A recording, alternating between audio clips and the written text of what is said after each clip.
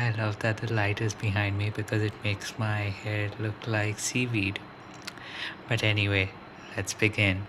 Hello everyone, this is Naren Sai with MS. My name is Naren, and let's get started with Thoughtful Thursday. And today's Thoughtful Thursday, I decided to be very thoughtful. And um, one of the things that ended up happening today was because of my tummy troubles.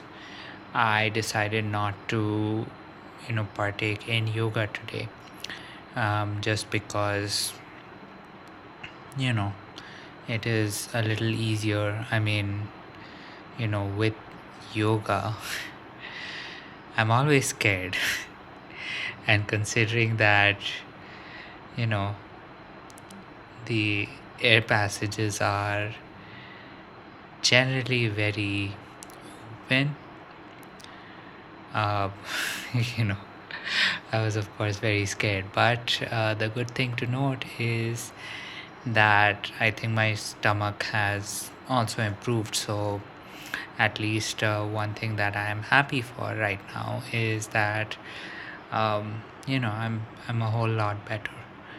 But one of the things that always you know makes me think, especially when I do get tummy issues, is how long is it going to last, right?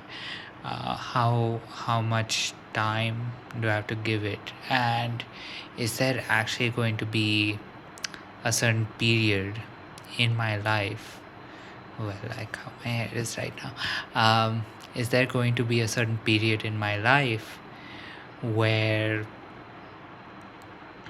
I will not have the ability to you know keep it inside.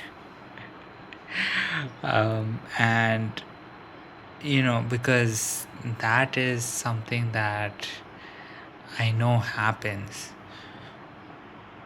with some people, right? I mean, bladder incontinence, bowel incontinence, those are very common symptoms of having MS. And yes, we have discussed this topic before. And yes, I have definitely dealt with small cases of both of those issues.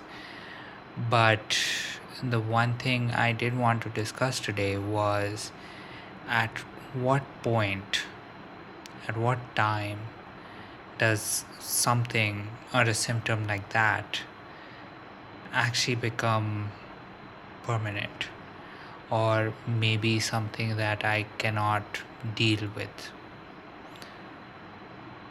as well as I used to, right? Or I currently do. And the reason I came to this was, I definitely have had, I think the most recent experience I've had was, with my dog. Uh, there was a point where he himself did not know. He had no concept of, being able to contain anything. And I think, considering that now, at least for the time being, my MS is supposedly under control, what is going to happen, in the long term, right?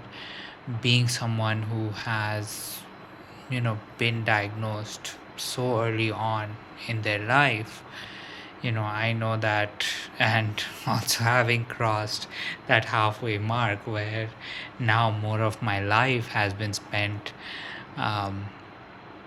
diagnosed with MS, I actually think about, is there going to be a certain time, right? Is there going to be a certain day where, you know, the capabilities I have right now, is it actually going to end? Because yes, one thing that is definitely very present and available is the fact that MS has become a very manageable disease. It is something that does not go out of control. But at the same time, it's very hard to believe that it is under control right now. Right? There definitely it's being managed. But can I say for sure that, whatever I am right now, am I going to be same in about a year, in about 2 years? Right? Because I have been on the same treatment for 6, 8 years. And in these 8 years, I definitely have gotten worse at a lot of different things. So it is very hard to imagine that, yes, I'm going to stay the exact same, especially when I think about the long term.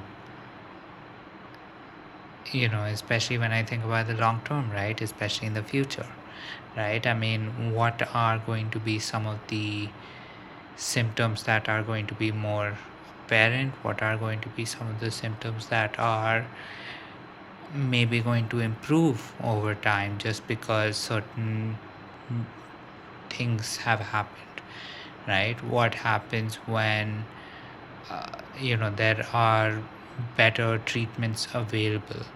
Are they going to address the same things that current treatments aim to cover?